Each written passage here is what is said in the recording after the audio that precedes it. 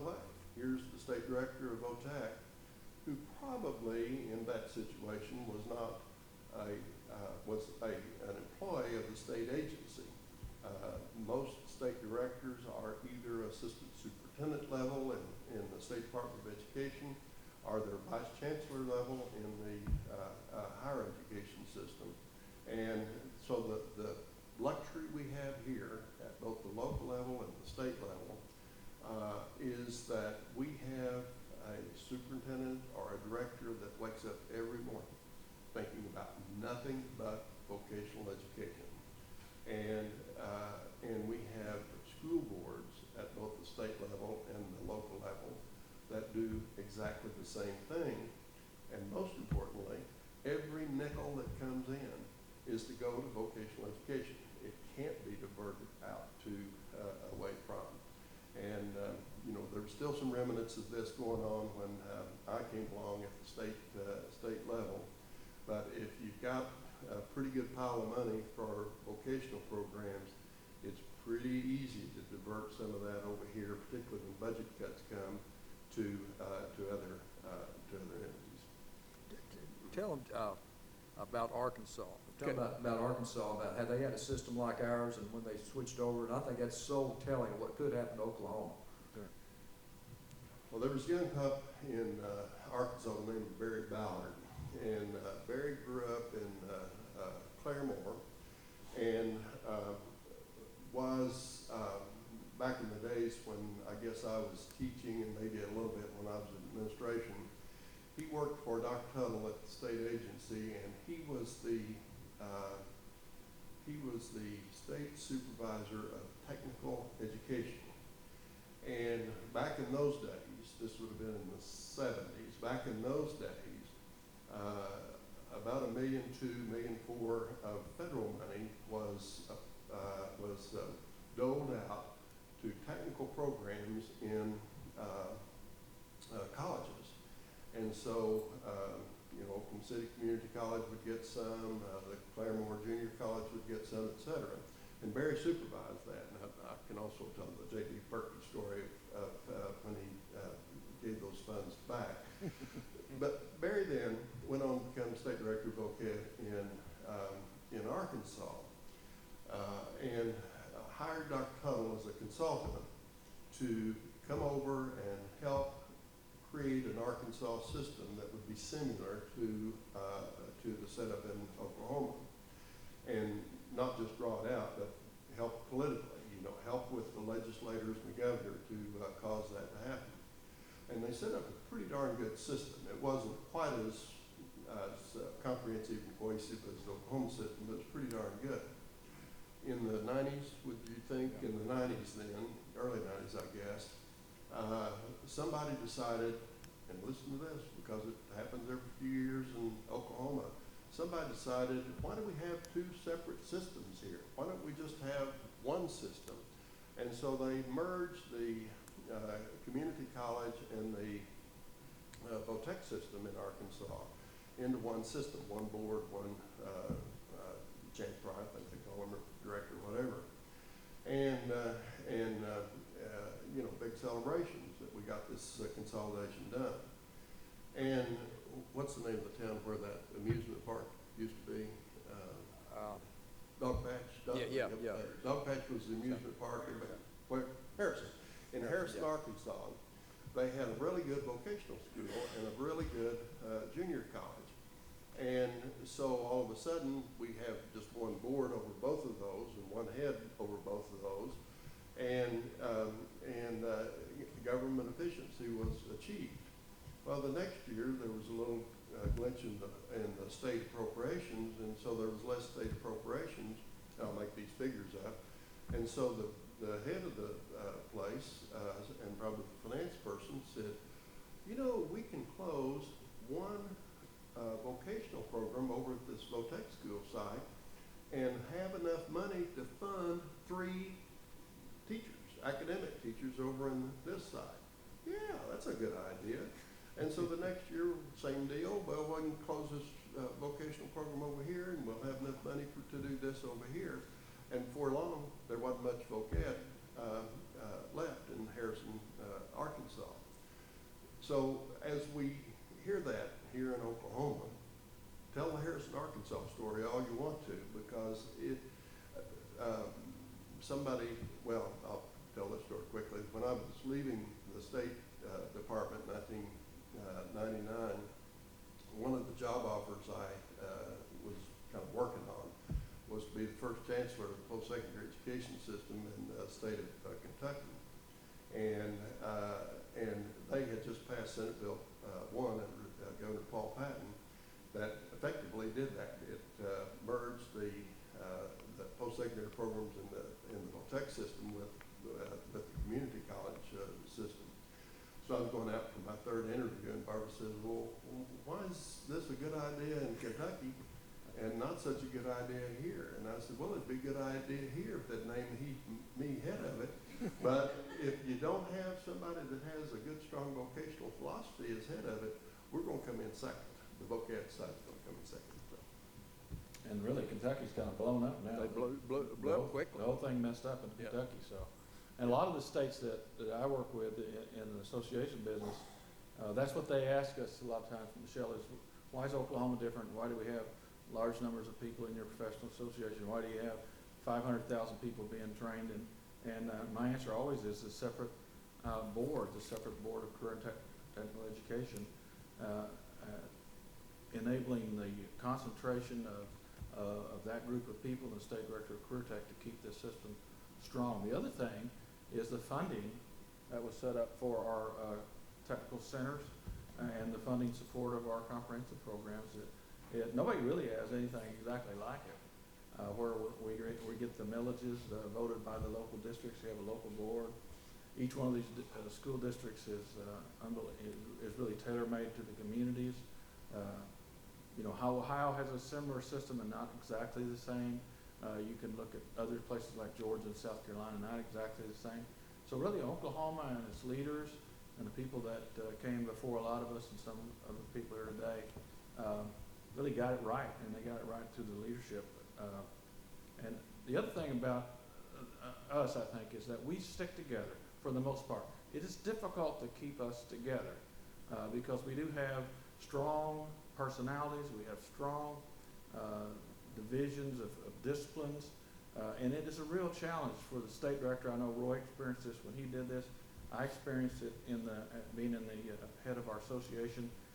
Our unity is extremely important, and one of the things about Oklahoma is we're a unified state in our professional organization.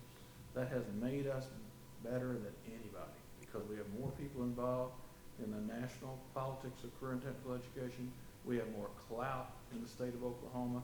So if you're going to take us on, it's going to be pretty tough because we have a history that we can rally some strong supporters, people from business and industry, politicians, city mayors, the agriculture industry. We can really put a fit if you want to see us in action. So that's one of the things that they know about us, and many of the politicians will tell you that when you get them to relax a little bit. They say, you guys are pretty active and you're involved, but you do it in a real professional way. And that's really what's come from our leaders before us and made us strong today.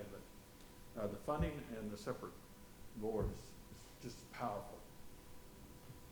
Just to add to that a little bit, Kansas went through a very similar type of deal as Arkansas. Clovis Weatherford, as Roy mentioned, used to be at Moore Norman. Before that, he started the tech center at Liberal, Kansas.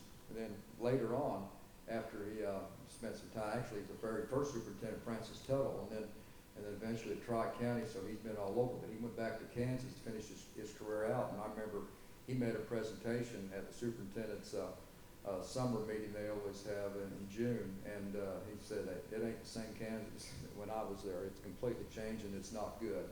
And I've got a very good friend who's director of Washburn Tech in Topeka, Kansas, that belongs to the good old days. He said, we had the good old days in Kansas, and of course Washburn Tech now is a part of Washburn University. They lost their whole identity completely. They had to change their name, and it was up to each individual higher ed community as to what they would grace that career tech center, or whether or not they would just absorb it under the same name. And so we don't want to go back to Arkansas. We don't want to go back to Kansas and do what they did. I hadn't been at Francis Tuttle probably just 2 or 3 years. We had a group from Indiana come, and it was very interesting. They had been given a mandate by somebody that powerful in their legislature. I want you to go look at the Oklahoma system and emulate it and duplicate it. We can do that same thing that Oklahoma's doing. And when I told them about, they said, how did you get started? And basically, Michelle, I gave them the tribal storytelling deal, and I talked about how we had a Republican governor and a Democrat-controlled House and Senate, and how, Dewey Bartlett on the minority side carried the ball, wax there. The Democrats have always been kind to education, how they carried the ball. Dr. Tuttle got the papers to, agree to write positive editorials, and it still just barely passed State Question 434 in 1966 to create a constitutional amendment and create basically an opportunity for a tax increase. Can you imagine doing that in this day and time in Oklahoma? There's no way, absolutely no way. I mean, the ducks were just lined perfectly. All the right personalities had to be there. You had to have a willing governor. You had to have a willing senator like Dewey Bartlett. You had to have a willing, legislature that was of the other party. And it still just barely passed. Well, the guy from Indiana who was leading the delegation shook his head and said, how'd you guys do it? There's no way we'd ever do that in Indiana. First of all, higher ed wouldn't give it up. He said, right now, they're the ones that do it in our place. And he said, I don't think they'd ever give up that deal. And he said, second of all, you could never get our legislature and our governor to ever agree on anything. So that could never happen again. I'm convinced in Oklahoma. And it did happen back in the 60s. And we should never, and it could go away, and it almost did back when we had a governor that wasn't very friendly toward us. He just thought career tech was, a lesser education. And it was a very unfortunate situation. I remember when he was governor, I think everybody knows who I'm talking about. If you don't, it was Keating. But and that's coming from a Republican. But at any rate, I had one of the Keating people ask me, well, if this system's so great, why aren't all the other states doing it? And, my response to him, actually under the Keating administration, it was a Keating leftover, but it was back when MAPS was happening in Oklahoma City. And I used the MAPS example. I said, well, MAPS is so great. How come other cities aren't doing it? Well, they'd love to do it, but they couldn't get 3 mayors that all agreed with each other and all built on each other. They had to pass a tax. It's expensive. They reinvested in themselves, and that's exactly what Oklahoma did. Other states have chosen not to do that. So, never, never, never apologize for being funded correctly. Overfunding, yeah, I'll take some issues with you there, but we're funded right rather than drag us down to common ed and higher ed level. Why not elevate them so we can say we got the best common ed system in the country, we got the best higher ed system in the country, and oh, by the way, we still have the best career tech system in the country. And that's what my pet peeve is with these politicians that keep, thinking, well, all the new facilities and all the new buildings, are all career tech people. And Bob Summers probably said as good as anybody, you invest your money in winning stocks. In Oklahoma, career techs are winning stock. That's where you ought to be investing your money, because look what kind of return you're getting. Are you happy if you return in higher ed and common ed? And so anyway, this probably take, I probably shouldn't have said that about higher ed and common ed, but don't bring them down to, don't bring us down to their level. Keep us where we're at. Okay, so when I worked at the State Department, I had the opportunity to work with a lot of people that had been there for a long time, and one of the stories that I heard over and over, but I never heard it the same way, which makes me believe nobody really knew the right way to tell the story, which was there was this infamous plane ride to one of the Carolinas, and that's really how our system was created. And so I would love for you all to tell that travel story and what, at least from your perspective, what you know about it. Well, Michelle, I actually flew that plane. No, I didn't. I wasn't on that plane either. Maybe Roy. The plane story is analogous. Ralph Greason was state supervisor of Boag when he retired 15 years ago or so. And Ralph also maintained the title as State FFA Advisor. I think after he left, we made that 2 separate positions. We always had a state advisor, but Ralph maintained the title. And for those of you that have been in FFA, you know that there's an opening ceremony, and the advisor says something about being at the station of the owl, how wise and so forth. So when Ralph retired, Somebody at the retirement said, Ralph's been quoting the FFA advisor role for 53 years, either at the local level or at the state level, and he's never said it the same way twice. And that's about the truth with the Plain story. And I don't know that I can actually tell it, but the story is that over the years, about every, in the 80s and 90s, about every politician that ran for office would say, well, I was on that plane that went to the Carolinas, or somebody ran for governor. I was on that plane. So we counted one time, and there were 43,000 people on that plane. But the story, as I got it, and kind of semi-remember some of it, is that Dr. Tuttle had sent Arch Alexander as his deputy to both North and South Carolina. One was based more toward the high school vocational program in their area centers, and the opposite was more junior college oriented. And both had successful what we now call training for industry programs. And so part of the sales pitch for the constitutional amendment being passed, well, there was a general at Tinker, General Burpee, who I think is still around. It was McNichol, wasn't it? Oh, McNichol, Yeah, I'm sorry, McNichol, yeah. before Yeah. Burpee. McNichol, thank you. And General McNichol saw the need for vocational programs, particularly in the machining area, for tinkering. And so he organized or provided a military plane to a group of business leaders and political leaders and education leaders, but I think most importantly, not that all those three are not important, also some newspaper people or journalist people, so that they could actually see the vocational programs in action. I think one of the reasons there seemed to have been so many, I think there were actually more than one plane trip. I think maybe that occurred on a couple, 3 occasions. But I don't think for a minute that Tom Friedman was on that plane. Arch Alexander had connections with the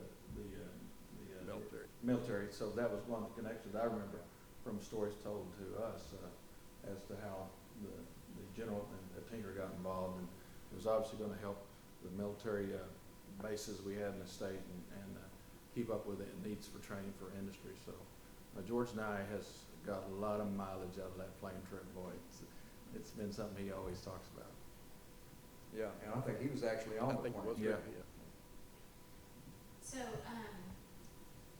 I think I would like to hear some travel stories about Francis Tuttle. So, maybe you experienced one of those travel stories, or there's a famous travel story you like to tell about him. But why don't you tell us a little bit about Dr. Francis Tuttle and what made him such a great leader for the system? Give us some travel stories there. I'll start. Well, since I came from common education, I actually had a chance to hear Dr. Tuttle talk to some administrators from common schools, and that's one of the things that I really remember about him was how at ease he was with all different types of audiences. Of course, he came from common education as a superintendent at Go-to-Go, right? Go-to-Go, Holdenville, in Muskogee. Yeah.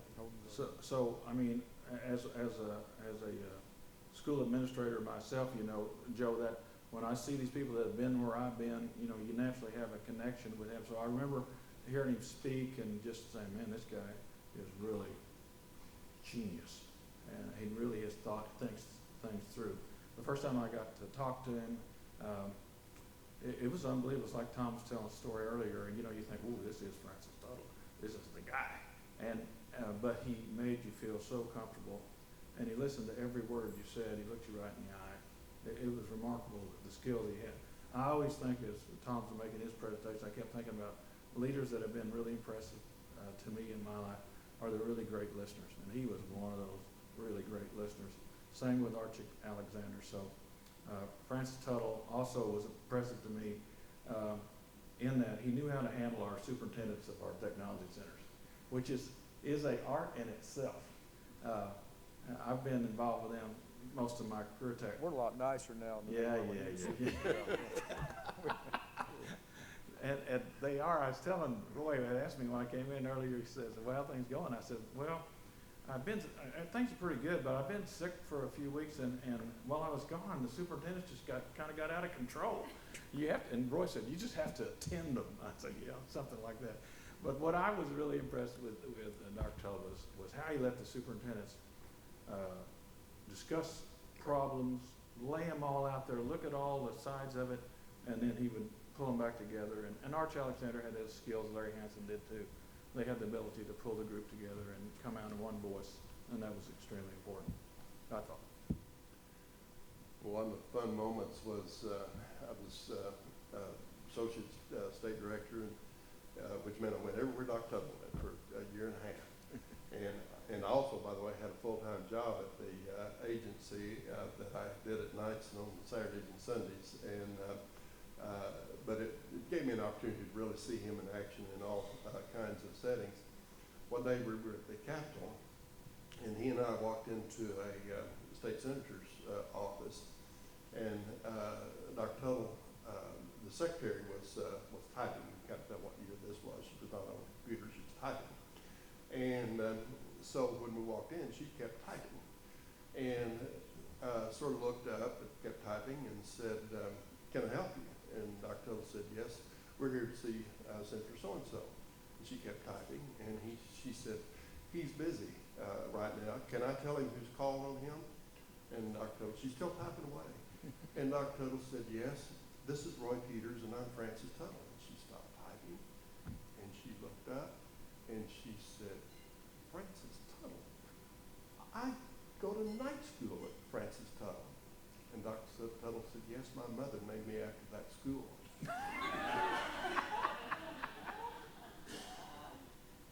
Well, I don't know, I think this might be more about me than him, but I guess it kind of shows his style. As I said, I was superintendent at El Reno and thought we'd retire at El Reno and would have been perfectly happy to do so. And one day I get a call from a guy who was the local vocational director at Beam, which is just outside of Ada, Wayne Gray. And Wayne and I had been in some classes together. And he said, "Roy, Mr. Marvin Stokes. Stokes, Mr. Yeah, Stokes, Stokes, yeah. Marvin Stokes, who had been superintendent at Beam for 100 years, at least, but was also on the state board, said, "Roy, Mr. Stokes would like to have lunch with you next Wednesday. Can you come over?" And I said, "Sure, I'd be glad to." And so I drove to Bing from El Reno and was to be there at 10:30. And I thought, well, they eat lunch pretty early around here. And so I went to Wayne's office as instructed, and we went over to Mr. Stokes' office and didn't even sit down. He exchanged pleasantries. He got his hat, and we went out and got in a Buick Electra, which was a Buick that went from this table to the outside wall, and started driving and driving and driving. And I thought, man, these people not only eat early, they go a long way for lunch. And we ended up in Antlers, and I don't know how far it is to Antlers, but about an hour or so away. And a little cafe that was part of a motel there. And when we drove up, there was Red Collins, and Red was from Idabel, and also on the state board. And well, I didn't know Mr. Collins was going to be here, so we go in and we're having lunch.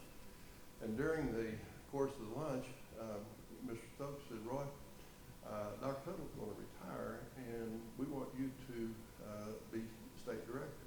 And today I probably look at him and say, "Really?" But hopefully I had some level of composure. But I was really super shocked.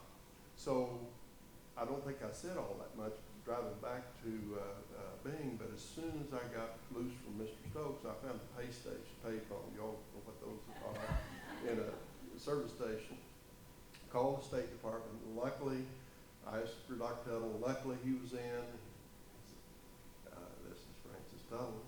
And I said, "Dr. Tuttle, I just had lunch with Marvin Stokes and Red Collins in Antlers. Do you know what they were talking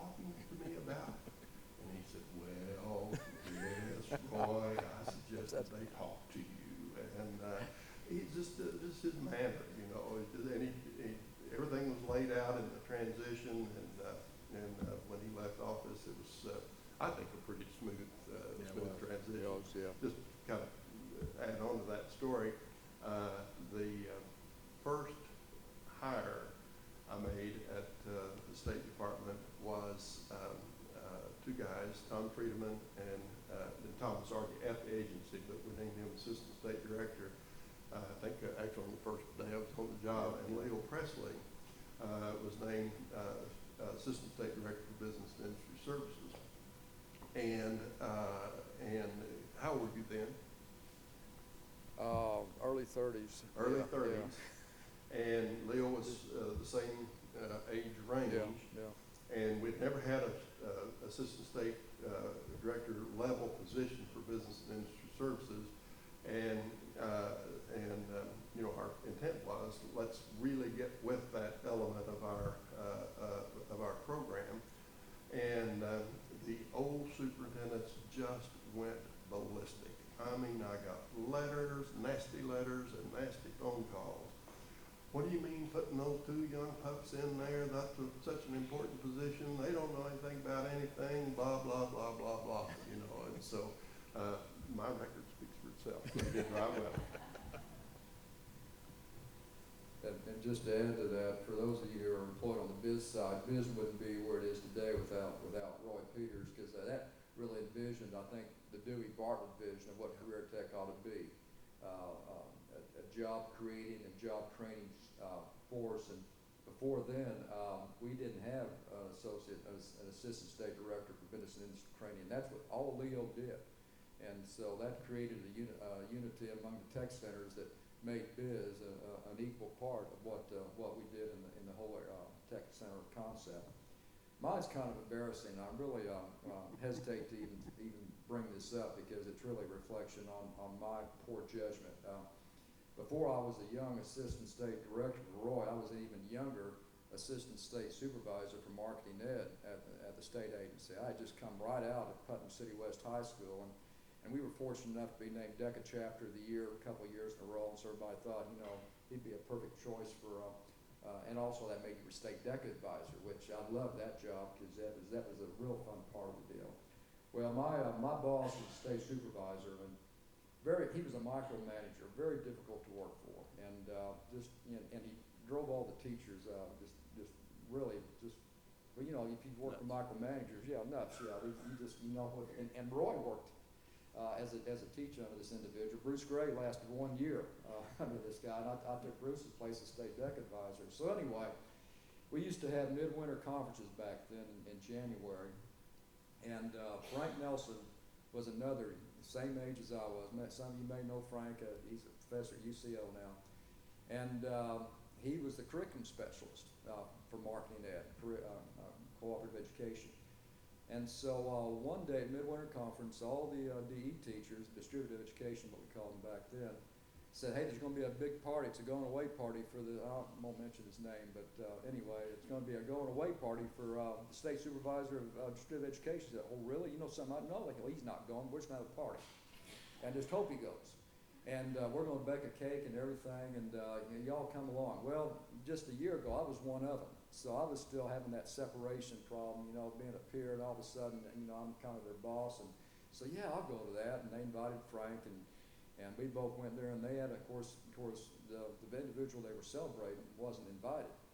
And we all had a good old time. It was the old Ramada Inn in Oklahoma City. And so about, it was a few days later, I got a call and come in Dr. Tuttle's office.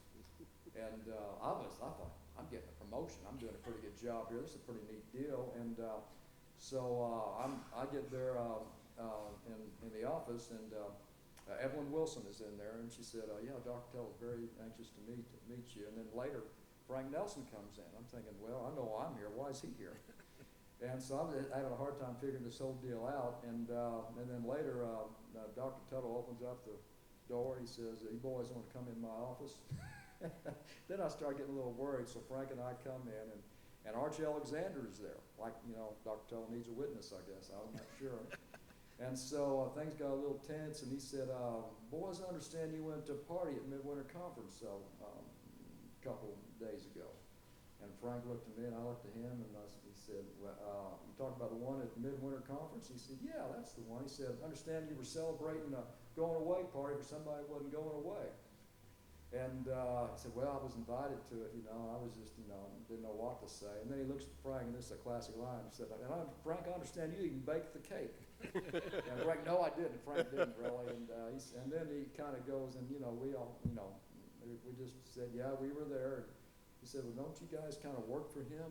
And we said, yes. And he said, well, let me, and he said, you're both good boys. And he said, I just don't want to see you go in the wrong direction. He said, but when you work for a man, you need to be loyal to that man, and you need to support him every way you can, even though I know he's got issues. I've heard them all too. And he said, but if you can't work for him, you just need to resign and go somewhere else. But don't, show disloyalty by, he said, what do you think those other teachers are thinking now? Hey, I got one of him in my camp, and he was so dead on, but he left it, in such a positive way. And I went home that night, and I told my wife, I said, I think I just really got chewed out. I'm not sure, but I know I'm never going to make that mistake again. But just in case, I think I'm going to update my resume, because I think I'm dead in the water in career tech.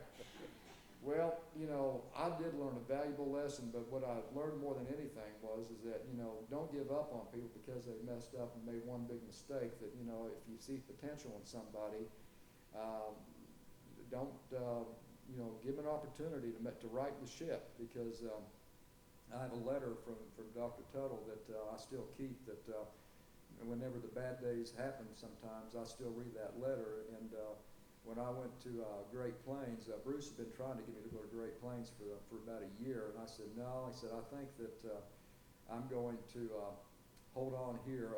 Harry Robinson, remember Harry? He was state supervisor for cooperative vocational education. It wasn't DE, it was basically all areas. And Harry was retiring, and I thought I was going to get that job, or I thought I had a good shot at it, because I had talked to Dr. Alexander about my frustration with this.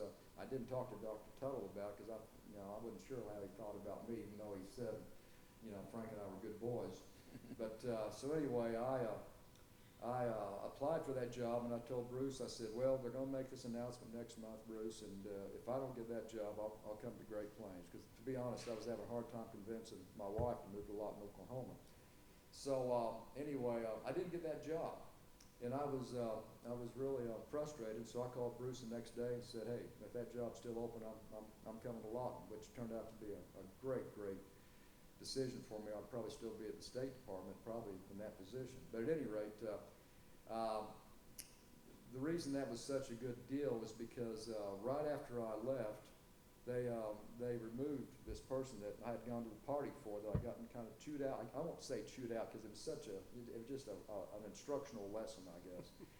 And they had basically put him over an area and think in charge of accreditation or something, and replaced that person. I'm thinking, well, that's why I left. Why not put me in that position?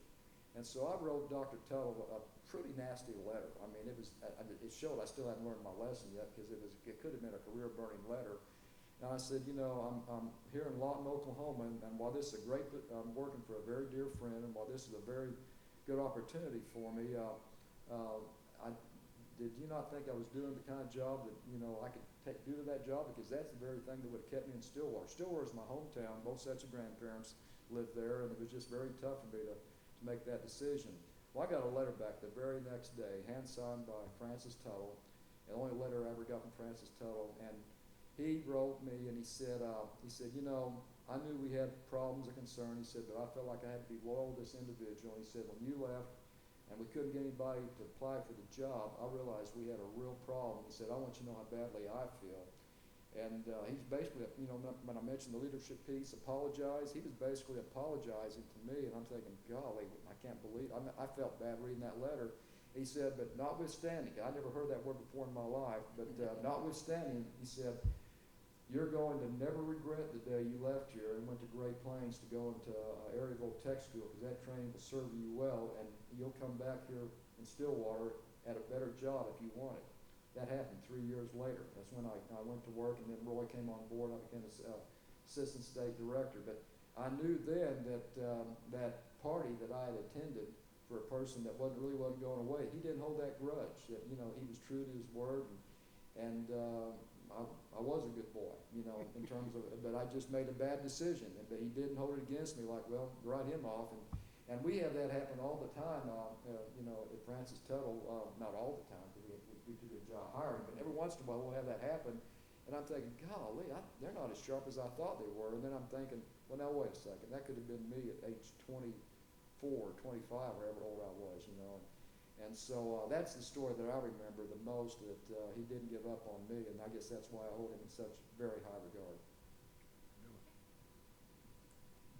So there's a couple of other gentlemen that we've talked a little bit about, but maybe we'd like to learn a little bit more about, which is Dr. Alexander and Larry Hansen. They were pretty instrumental as well along the way, but we don't hear as many stories about them. And so how about you share some of the passion that they had for the system and some of the things that they were able to get done. Let me just do it real quick about Larry Hansen. Larry was raised on a farm and had a farm out by near Ripley, Oklahoma, and my dad farmed his land for him. And Larry went to our church, and his daughter was my Sunday school teacher for years and years, and so Larry was just a friend of the family. So Larry basically watched me grow up, and he was almost like a role model from age 8 on, he was always so easygoing, so mild-mannered, and was mayor of Stillwater, and eventually became a state legislator for the Stillwater area. But I probably, because I worked closest with him when I was at Great Plains, he came and visited me, and I had just gotten off the field plowing, and I was just as dirty as you can be if you ever plowed a field, for you know how dirty you get, and